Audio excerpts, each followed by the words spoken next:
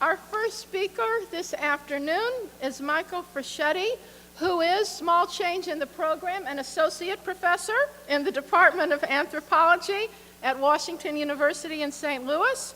He has carried out survey as well as archaeological excavation in Kazakhstan, Kyrgyzstan, and Uzbekistan.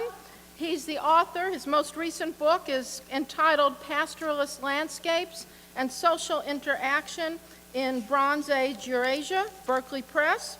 And his title this afternoon is Seeds for the Soul, East-West Diffusion of Domesticated Grains Along the Inner Asian Mountain Corridor. Michael.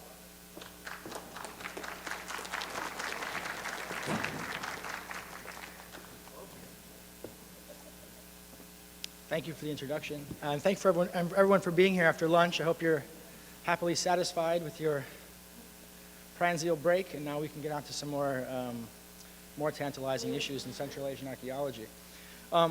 As for small change, I hope that those of us who've been to Central Asian markets recognize that oftentimes it's in fact that small change which makes all the difference in the bargain.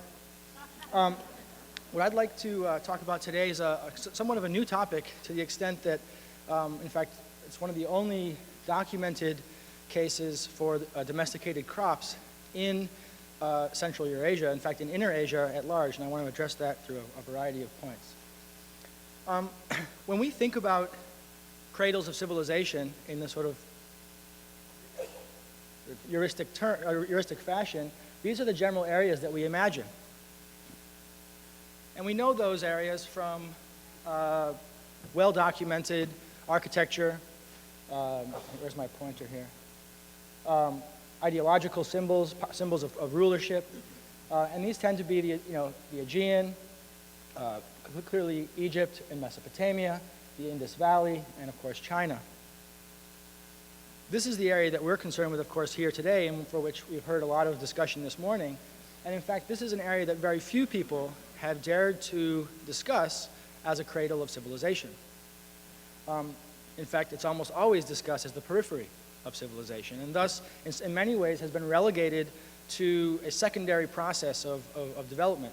And what I'm here to try to illustrate to a certain extent is that perhaps by reorienting, or let's say remapping our perspective on Central Asia, and Central Eurasia in general, and what I call Inner Asia, we might be able to understand the impact of this region, the all-important impact of this region on these better-known centers of civilization. So what is that impact? This is a smattering of things that I could think of and find compelling photographs of online. There's much more to be listed, I'm sure, and some things may be controversial in terms of their distribution. However, I'd like to draw your attention to a couple of main points, which you've already heard a little bit about today. Clearly, we just heard about the distribution of horses, chariots. We've heard a little bit about bronze. Of course, bronze entails tin and copper, which has sources across this region. We've heard a little bit about the issues of domesticated crops and animals, but of course you don't see any of those crops distributed in this northern territory, and that's of course the whole point of my talk today. In addition to those products which were circulating in this time period of the late 3rd millennium and into the 2nd millennium BC, we also see a wealth of let's say exotic commodities, things like carnelian, lapis lazuli, and other precious metals and stones that were feeding, in many ways, the political economy of these sort of traditional centers of civilization. I very provocatively put a piece of silk up here, knowing that, of course, silk does not date to this time period.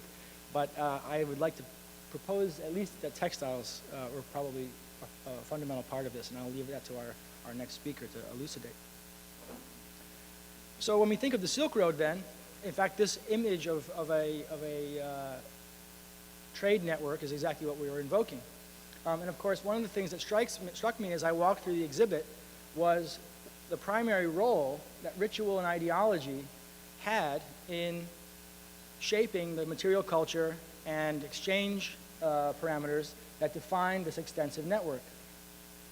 Another thing that struck me as I look at the various maps of the Silk Road, and this is something that oddly enough didn't quite click right away, because in fact of the historical approach to Eurasian studies, we tend to see the Eurasian steppe, as we just heard, as the primary conduit for East-West exchange. But as I looked at the Silk Road and said, well, perhaps the Silk Road itself, this passageway that runs along the foothills and in some cases along the higher elevation regions of Inner Asia, may in fact have much greater antiquity. And I'm not going to go so far as to say that the exact nodes and pathways that we see depicted here are, homologous with what we would have had in prehistory, but definitely the geography, this mountain zone, is one that I want you to focus on, and it's one, in fact, that Professor Renfrew mentioned earlier this morning. So the questions that we are left with then is, what shaped the networks across Eurasia? What were the forces behind them? If we see ritual and ideology as primary forces throughout the later eras of the Silk Road, what is their impact in the earlier era of exchange that we're exploring? And of course, that's the point there. So just to spin off a bit from Professor Anthony's talk, we know of some fairly impressive items that were occupying the minds and hearts of Eurasian populations from quite early on. We heard about the process of domestication at the site of Botai. We learned a little bit about some of the earliest chariots from the site of from the Santashta culture in the southern Urals.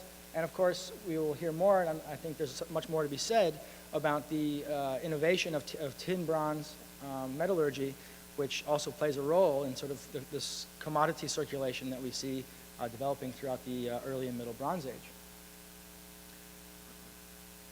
Taking a pause from that, I want to now sort of address an issue that came up very early this morning, and that was the question about agriculture and its sort of presence in the inner part of Eurasia. Well, what we can see from this map, which is recently published in Antiquity, is a boundary of wheat, barley, and rye. Let's call it the Near Eastern agricultural package, this Neolithic package of agriculture, which extends to about the northern edge of the Iranian Plateau and Kopetog Mountains, and effectively right across up until about the Amudarya River, before 3000 BC. In fact, after 3000 BC, we have a much different picture, but before 3000 BC, these are the extents of wheat, barley, and rye. Wheat is effectively not present in China prior to 2500 BC. Vice versa, we have an ancient economy in millet and rice in East Asia, in China, effectively in the Yellow River Basin and the Lus Plateau. And millet has, in fact, some new papers suggest that millet may have been domesticated in China as early as 8000 BC. But of course, these are debates for other venues. I should also point out, as Professor Renfrew did, that brimcorn millet is known with early dates in a few other pockets towards the west. But again, it's somewhat separate from the debate we're having here. So I hope I've convinced you that domesticated grains are not documented in Inner Asia, and that's simply a fact that is partly methodological and partly, I think, real. Methodologically, there hasn't been a lot of paleoethnobotanical research. So as David Anthony pointed out, his project was in fact one of the very first to do extensive paleoethnobotanical studies of accurately excavated settlements, and that's over here in the western regions of the steppe, in the Samara Valley. Taking on to this lead, my own project located here in Central Asia, at the site of Begash, we took on a very extensive paleoethnobotanical protocol so as to try to fill in this incredible gap and to wonder, how is it that all these other societies around us were happily growing plants and having agricultural diets, yet this part of the world was effectively unimpacted? Well, the point I'd like to make today then is essentially to illustrate what we found through that extensive program of paleoethnobotany. The first point is that the site of Begash, the settlement that I'll be introducing today, in fact revealed now the oldest known evidence of domesticated wheat and millet. And again, I'll go back to that previous map. So the oldest evidence for wheat and millet outside of these third millennium isotones.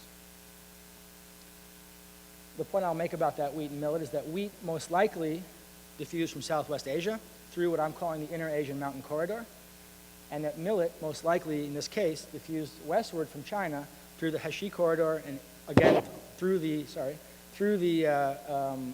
Inner Asian Mountain Corridor. That's sort of the first part of this, and that's remarkable only to the extent that we don't actually have any other evidence. If we go back to this map, you'll see a couple little question marks up here at the site of Santashta, actually the site of Stepnoya. These are two reported cases of actual seeds being documented. And when I spoke to the paleoethnobotanist who had done that work and said, could we see those seeds and this kind of thing, I said, oh yeah, those seeds are long gone. So they were never chronologically tested. They don't exist any longer. And so we can take them for their word and put little dots there, but effectively those are the only other known actual seeds on the steppe. Everything else is reported, but of course not studied. So aside from those two dots, this entire region from the Don River all the way effectively to Mongolia and the Hershey Corridor, we now have a new point to fill in the gap. That's interesting in its own right, but there's actually more to be said. And what's interesting about the site of Begash is that it is, in fact, a settlement. So we purportedly would be getting domestic sort of behaviors, food and the kinds of things that one would do in their household. However, within the site, and I'll explain this as we go on, we actually have a ritual context, a cremation burial, right in the context of the house. And this allows me to talk about the role of domesticated plants and, in fact, animals, as you'll hear me say, in the everyday life of Bronze Age societies of Inner Asia. And this has a major impact on how we understand not only the arrival of wheat in China, but specifically the rituals and use of wheat and use of domesticated plants and animals in sites, or at sites such as Xiaohe. So let's have a little bit of background to the site. Begash is located in eastern Kazakhstan in a region known as Semiracia. This is sort of the border here with western China. You notice here's the Tarim Basin here, so we're not very far away, just over on the northern side of that rain shield. So this is the very arid territory on the southern side. Zooming in a little bit closer, you can see that this is a interesting sort of geological orientation. You have the Ili Valley separating basically the northern slopes of the Zaili, or northern slopes of the Tian Shan Mountains. And this mountain range is a small one, known as the Jungar Mountains. And this here is the Jungar Gate. And yet you'll notice another major access point through the Jungar Mountains. And I not completely unwittingly oriented my research in that corridor to try to understand what some of this interaction might have been. We've excavated there for about 4 or 5 years now. We started in 2002 and then launched a larger, more extensive campaign between 2005 and 2006. And what's interesting about Begash is, first and foremost, its chronology. Begash is the earliest known site in this region, let's say within the Semiracia region, that shows a fully developed pastoralist economy. This is compelling for one major reason. According to Elena Kuzmina and others, pastoralists were not supposed to have been in this region until the mid-second millennium, when they migrated from the west. Well, clearly we have pastoralists who are living here, and I've conservatively dated the site at 2500. In fact, we have one radiocarbon date that might push it much earlier, but I agree this is somewhat of a contentious date. So what I've done is given you a relatively conservative date from 2500, and I will now support that with more radiocarbon dates. And I call this phase 1A, which essentially takes us from 2500 to roughly 2000 BC.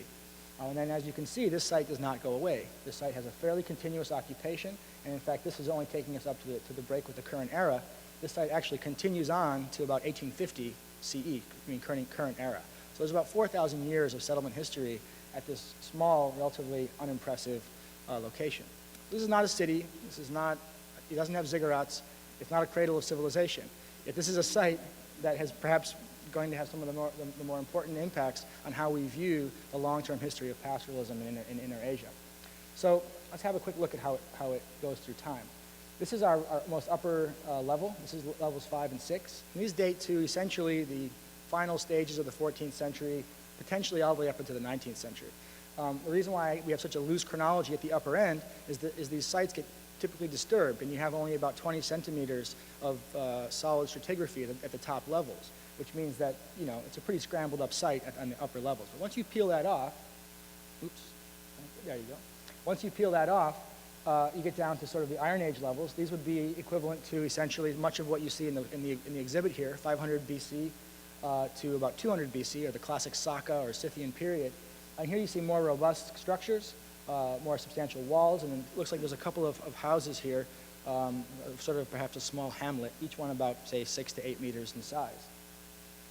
If we go finally back to phase 1, which is the earliest phase of architecture, you can see these are radiocarbon dated to 2400 to 2000 BC, and we see, again, a very clearly outlined stone foundation structure, which has some incredible in situ context, namely hearths, which you see here in black, and this cremation burial, which is up here in the northwest corner of the site grid, and which I'm going to spend more time focusing on as we go on. I just want to give you a background to the site so you can have a sense of what we're talking about. In terms of the economy of the site, I've spent some energy with my colleague Norman Benecke from the German Archaeological Institute analyzing the faunal material. Professor Benecke did the identifications, and this is recently published in Antiquity. What we see here is a fairly stable economic structure in terms of pastoralism.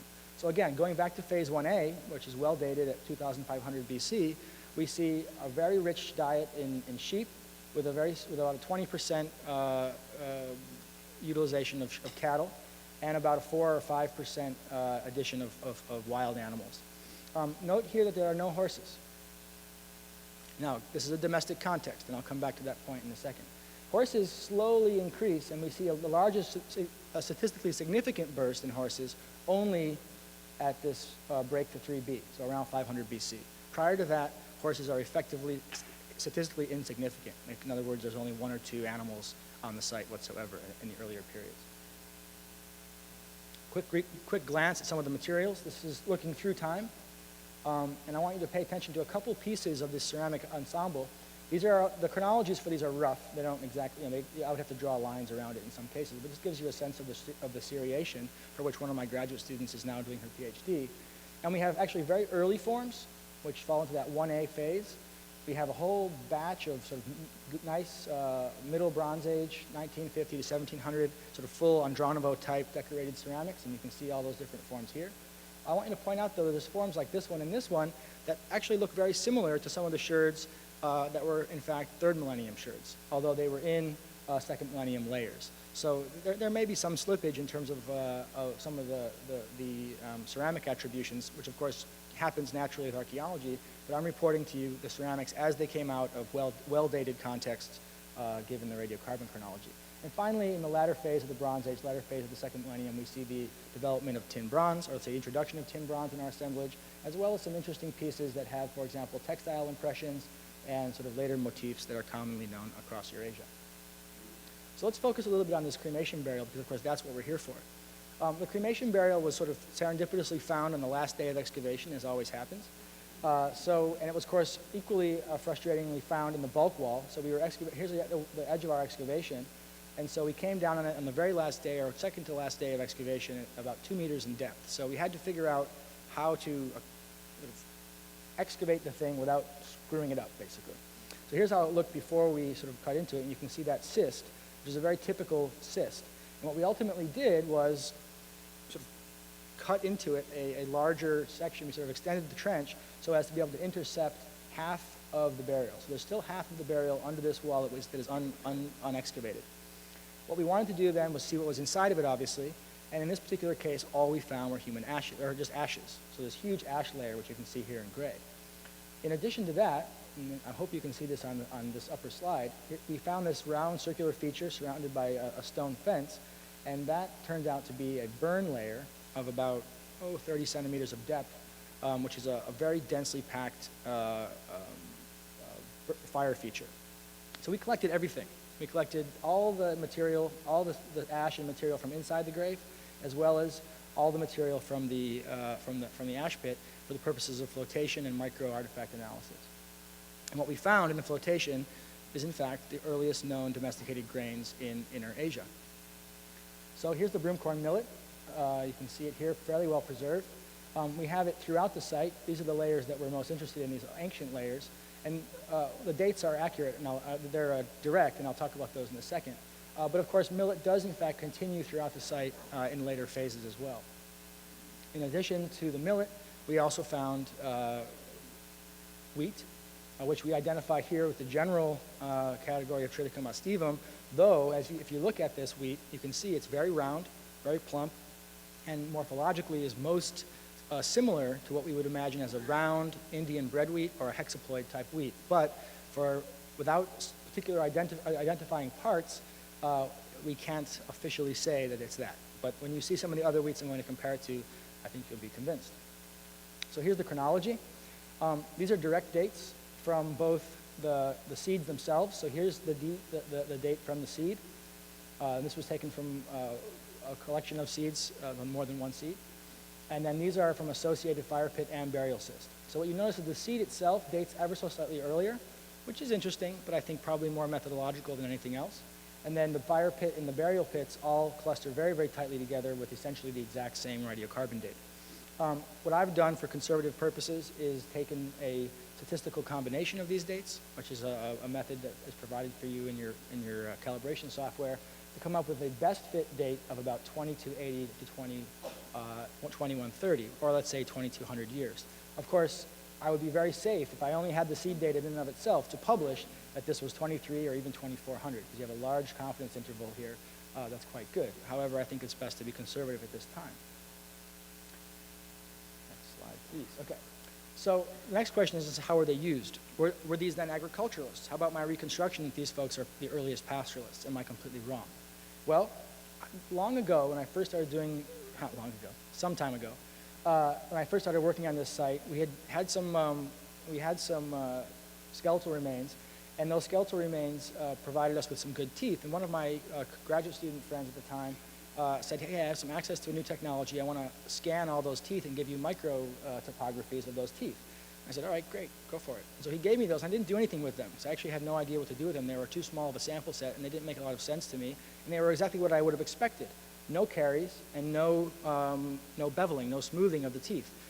Caries and beveling are typically attributes that you find in agricultural diets. People who have grindstone material in their grain and or have heavy starches in their teeth, they get more cavities. These teeth are very clean and very sharp on a microscopic level. So that's on the one level helps me believe that in fact these people are not eating grain on a regular basis. This is from the same site. This is from the Associated Cemetery, which is right next to Begash and has a similar chronological date. In terms of the actual seeds themselves, there was no evidence for grain processing. So no parts of the Rockies, no elements of the actual seed sheath. All we have are perfectly clean grains. So nothing else that would indicate processing of domesticated products on site. The final contributing evidence here is the comparative layout, or let's say the comparative retrieval of these samples. 98% of our samples, like 99%, come from the burial context. The fire pit and the cremation cyst, which we know are identically dated. We have dates from both, and they're effectively the same. We have no wheat or millet from any of these domesticated hearths. We do have 2 millet grains from this hearth, which could have gotten stuck on a who knows what. So there's one sample over here, but overwhelmingly, all of our grains come from a ritual context. As I was preparing the changes or the final edits on this paper for Antiquity, I was sent a paper to review, which I think I can say now because it's been published. The paper is by Alan Outram, who's of lipid fame for having identified the horse milk at the Botai site. He and his colleagues have done another study of let's say, ritual commodities or ritual offerings in Middle Bronze Age sites of central Kazakhstan. And what he's found is an interesting thing. He's found that somewhat like grains, horses, sheep, and milk were used as ritual offerings during burial contexts. And so my point about there being very few horses in my site holds true. In fact, this is a collective statistic of horse bones in Central Eurasian sites. However, preferentially, people of the Central Eurasian steppe and mountain zones were using horses as ritualized objects, or ritualized items. And that, of course, follows as well for sheep. So he did that both from the count of animal bones in burials versus those in settlements, as well as lipid residues from ceramics. And here it's most remarkable. Here's equine fat, so here's horse meat, effectively, and that's in the cemetery ceramics. And here's equine fat in settlement ceramics. Almost none. In fact, almost all of it is sheep and effectively sheep and cattle, whereas those percentages get ameliorated when we look in cemeteries. So it's pretty obvious that what we can conceive of as potentially rare or exotic animals like horses, and I'm actually saying that I think horses at this time, at 2000 BC, were not heavily populated across the steppe. I think you have very few of them that are being kept by pastoralists, maybe 1 or 2 per family unit, or maybe 1. And then when someone dies, this is a highly exotic and ritualized animal, and this gives me ideas to think about how wheat was being used. Wheat, as it turns out, was not a local product. This was a product that wasn't being grown at Begash. This was a product that was well known in this southern region, And in fact, when we look at the morphology of this seed, we have to believe that this seed came through this mountain corridor, which I'll come back to in a second, found its way to Begash, and in fact may very well be the progenitor for early wheat in China. And I'll talk to you a bit about that more in a second. I want to first shift to the other side of the story, which is the millet. Oh, one last point. Could the wheat have come from China? If we go back to this slide, we see here that there are some early wheat examples in China, 2500 to 2000 BC, which is about the same date as the site of Begash.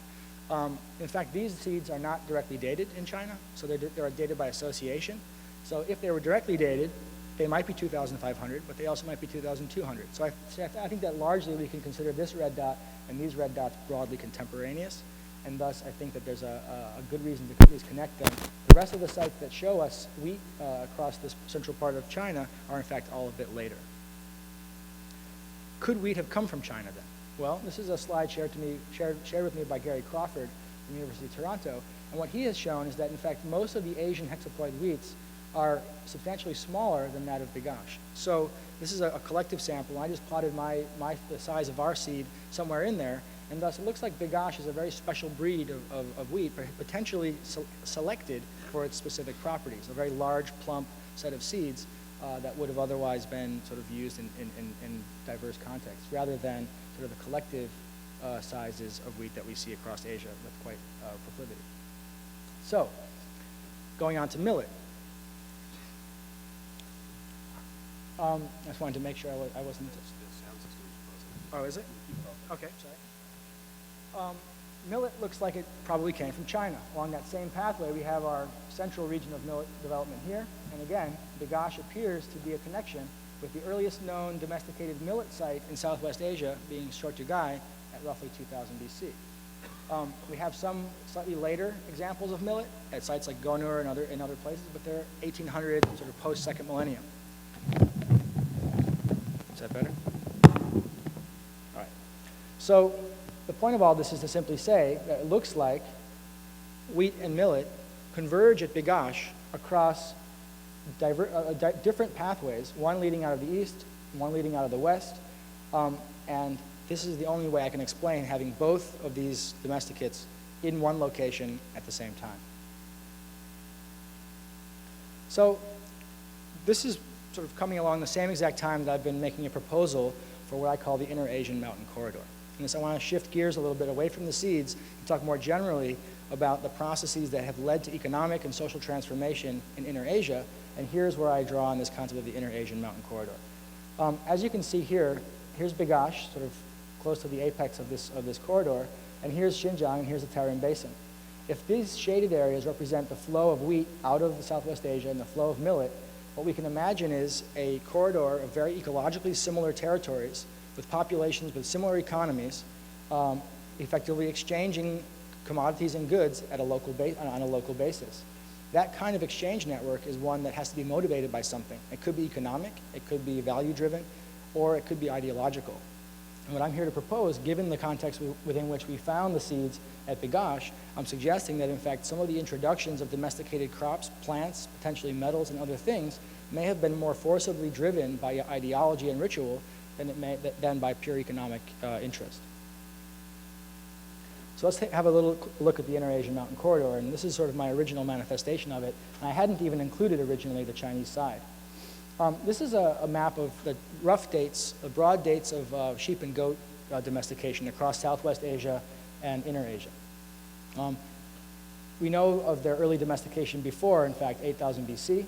We know of them in the Iranian plateau at least by 7000, and of course down here in the Indus around the same time. We have evidence at Jaitun and sites of like Anau around 6000, and then we have the last bastion of agro-pastoralism here at 3500 BC at the site of Sarazm. North of this line, the next earliest evidence for sheep and goat domestication is way up here in the complex of Sarazm. I'm sorry, of Afanasyevo. I add in Begash at 2500, wishfully thinking that it might be 3000, but it's probably 2500. And so these dots have got me looking now at a corridor of ecologically similar environments. If you look at the steppe zone, it appears as a beltway of grass when you look at it in regular light. When you look at it geologically, however, it's not. The Ural steppes, the Ural mountains here are a major dividing barrier. There's major rivers, corridors, and other kinds of ecological pockets that would prevent this sort of smooth highway sailing from east to west. And so I very much in the vein of what Professor Renfrew offered this morning, I'm not a huge proponent of the east-west steppe model. I think that, in fact, a better explanation for the development of Afanasyevo is a slow development and a slow sort of passing of the baton from agro-pastoralists down here in the southern part of the Eurasian mountain corridor to pastoralists who are then connecting themselves across this Eurasian corridor to the north. This is now in press. This exact paper is in press with Current Anthropology, which Professor Mallory alluded to this morning. So you'll be able to read this in full detail in about, hopefully, 6 months once we get all the final commentary done. But essentially, this model would allow for, then, an eastern development of pastoralism that is relatively independent of the explanation that David Anthony provided just in the last lecture for the western development. What Professor Anthony has explained, I think, is dead on for what was going on in the West. And I'm going to illustrate that with the next slide. If we look at the same kind of pie charts, and in fact, this is information that I robbed from his excellent book, you can see that in the Yamnaya burial evidence, this is collective, so it's summarial, we have a large proportion of sheep, which is in blue here, and cattle following up. This is just the domesticates. Here in Afanasyevo burials, we have a large proportion of wild animals and about a half and half between sheep and cattle. That's in burial evidence. Looking at the few Yamnaya settlements that we do have, granted, from the western section of this, so, whoa, I promise you I didn't do that. Someone's either angry or happy. So this area here shows a predominance of cattle, in fact. So we can think of the western territories. In fact, I've done a survey of many other sites, and if you look at the propensity, or the numerical sort of breakdown of domesticated animals in settlements, it would appear that in the west, you have a large proportion of cattle, whereas at the few known Afanasyevo settlements, in fact, this is directly from Balaktul, the one that Professor Anthony spoke about, and in fact, there's another one now that's been published, which matches up very, very well with this. We see a large propensity of sheep and goat, which, of course, are better attuned and better adapted to mountain environments. This is all divided by Botai, which we just heard about is 99% horses. So either people from the Yamnaya community migrated across this population to provide pastoralism here, while at the same time changing their domestic economy from cattle to sheep, and in the meantime did not trade any cattle or sheep with the Botai individuals, or the folks from Afanasyevo came from somewhere else. So this is my proposal.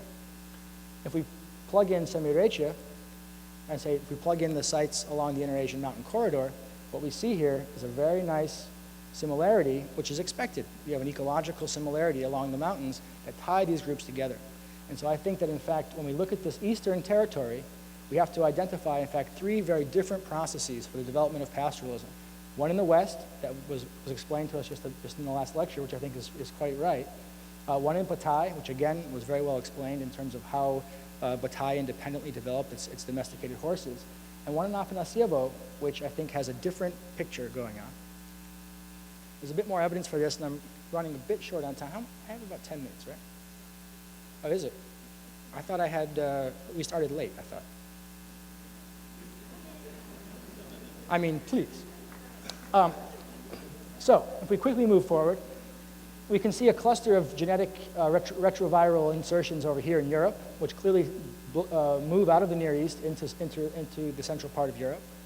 We have, is that not functioning? This is coming off my time allotment, I hope. Certainly.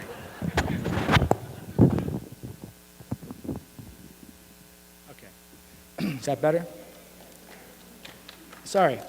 What we can see here, though, is a development of Eastern sheep pastoralism that is much more homologous with sort of a split, one going east and one going west. This is recently published in Science, looking at retroviral integrations. Retroviruses are basically what happens after you're already domesticated and a new population is inserted. So this is a much more accurate version, a much more accurate view as to the separation of clinal groups of genetic animals, of sheep in this particular case. I can answer questions about that after. So here's our question that we're left with, and I will be able to close in the next 5 minutes. how far-reaching were these networks? If, in fact, the mountain corridor functioned in this way, and these two blocks represent where I'm currently working. I have a project now in Uzbekistan, which is testing this, and I'm continuing my work in Kazakhstan. What is now provocative is the question is how far does this network extend into China, and can we come back to this concept of shared ideology as a structuring principle? Well, let's go to Xiaohe. We heard lots about Xiaohe from Professor Mayer, and what we see here are wheat. What we see here is wheat in ritual context at about 1800 BC. So we have wheat offerings. We've got food offerings like basically, you call it petrified bread or desiccated bread. And we actually have seed remains themselves. And these seeds, when studied, are actually quite round, quite similarly shaped to those which we have at Begash. Of course, we also have cattle being ritually utilized as well. Gumuguo, another site which we've heard about this morning, also known as Karigul, another site which gives us evidence of wheat in ritual context. We don't have very little evidence of wheat in any other context but ritual, in fact, when we look in Xinjiang. And yet again, another site, Dongquishan. This is actually the earliest site, recently published by Rowan Flagg from Harvard. This is the oldest known site in western China with actual wheat remains that are directly dated, and it's about 200 or 300 years later than those which we have in Begash. And again, you see those very round, plump wheat seeds that are very similar to the ones that we have moving through the mountain corridor, or what I'm proposing is the mountain corridor. In fact, if we were to look around China, we see a lot of sites that are second millennium and later that have wheat in ritual context, and I won't belabor that point. So what can we say then to summarize this whole story? I think that when we look at this sort of the early and middle Bronze Age, so mid-third millennium into the second millennium, there's a variety of products and commodities that we can conceive of as economic items on one level. However, what's beginning to happen is we're starting to see that, in fact, let's see what comes next here. It should be there it is. That within this territory, at very least, and potentially extending out here into the Central Asian area, a lot of these items, these commodities, are in fact first being inculcated as ritual objects. People at Begash were not eating wheat, they were not agriculturalists, they were not growing fields of wheat. They were trading for it along the mountains in little sacks or in little baskets, just like we see at Xiaohe, and they were utilizing it in ritual function, burning one of their ancestors or sacrificing something and sprinkling wheat upon it. We see it at Xiaohe, we see it at the other sites. So it turns out that Begash may be, in fact, a linchpin to illustrate this east-west trade and east-west interaction, which is slightly different than the picture we imagine going across this green band of steppe area. And for my part, and there's more evidence to suggest this, for purposes of time, I can't go into all the details, but there's other evidence as well that links links Begash and Afanasyevo to sites to the south, and I think that it's a fruitful avenue for exploration. Thank you very much.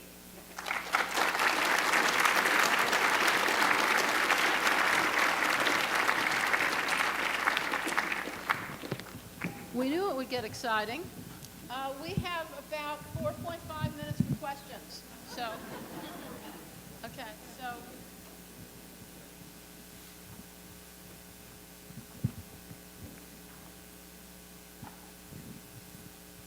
Sorry. If the people at Begash were not eating grains and they were not eating the meat of their animals, what were these poor people eating? What sort of diet did they have? They were definitely eating the animals. No, the sheep and goat at Begash were part of the domestic assemblage. So that was clearly, as I said, their economy was based in pastoralism. They probably also had milk products and other kinds of secondary products. So they were definitely eating sheep and goat. What I was suggesting is that the paper by Alan Outram, which suggests that these animals also had ritual functions, is that, in a sense, the products that we're talking about, at least in terms of the wheat, were only used in ritual function. These were being introduced in a very sort of specific context. Horses, I think, are probably the best example of that amongst the animal assemblage. Again, it's a question we have to address, which is how is it that there are few horses when we know that there's been domesticated horses for some thousands of years? And that's just the fact of the faunal evidence. In the eastern part of the steppe, there are not a lot of horses. I think the way to explain that is that there are horses, but they're being also preferentially used for select tasks throughout the second millennium and then being ritualized in burials. Sheep and goat are what you feed everybody else who comes to the funeral.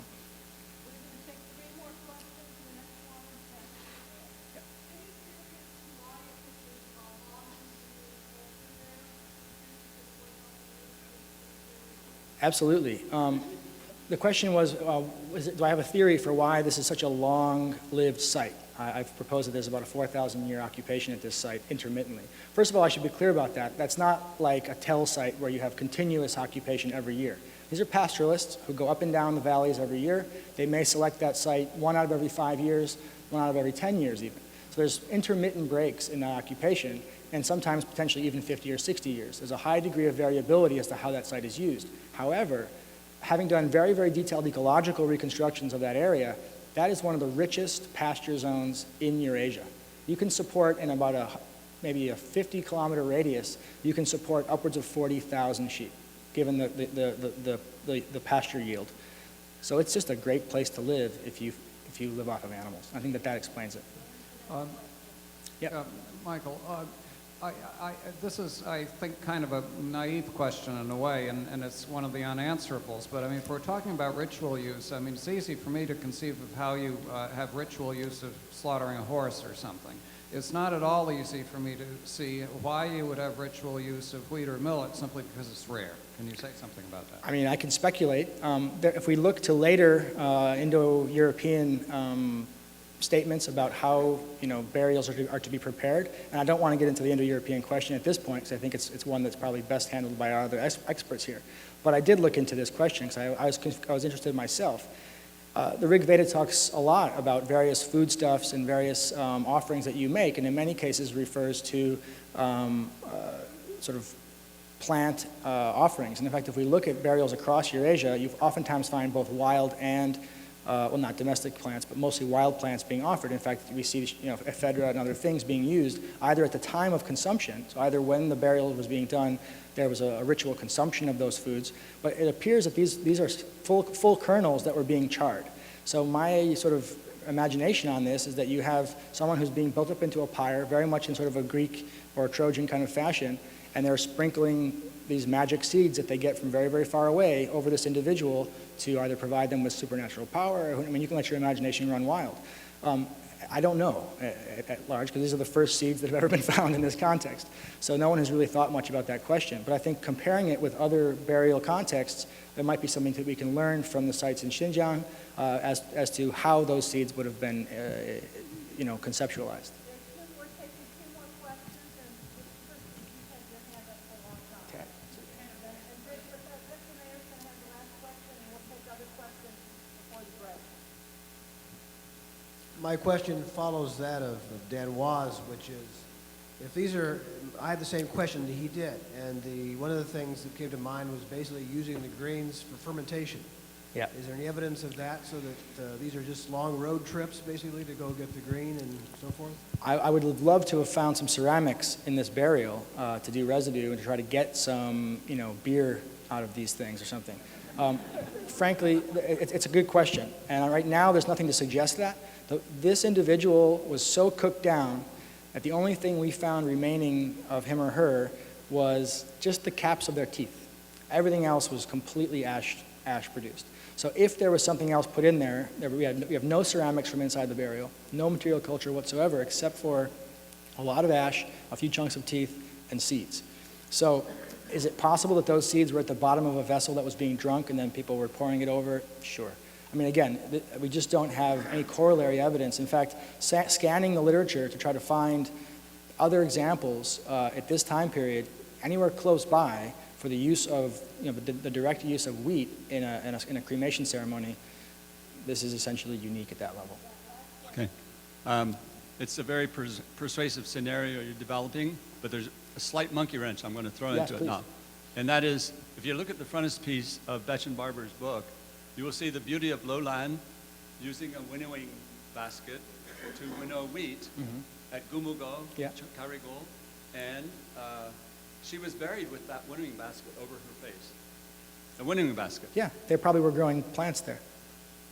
That was 300, 400 years later than Begash, first of all. But I thought you said that the Shalha and Gumugo were part of the same kind of ritualized use of seeds. Well, they clearly did use, it kind of goes back to the question as to whether sheep and goat were also eaten as well as ritualized. I think that at a certain point, you get domesticated products or other products that have dual functions. Just like now, we have all sorts of products that might be ritualized, like beer, for example, as well as drink on a daily basis. I think that by the time you get to the point where this becomes a full-grown ideological aspect of burial, which is pretty clear in the Xinjiang case, that this is something that has become transformative in terms of their actual economy as well. At Begash, we don't have that evidence. So this is an early stage. I think this is what I'm trying to put my hand on here, is the transitional phase from when plants first get into China, or first get across that barrier. And I think that initially they look ritual to me, and then ultimately that ritual then can mature and become part of a more broadly written economy. And I think that if you go over the span of 500 years, you can see a lot of commodities like that developing relatively rapidly. And you can use New World examples are probably our best case for comparison in that. Thank you very much.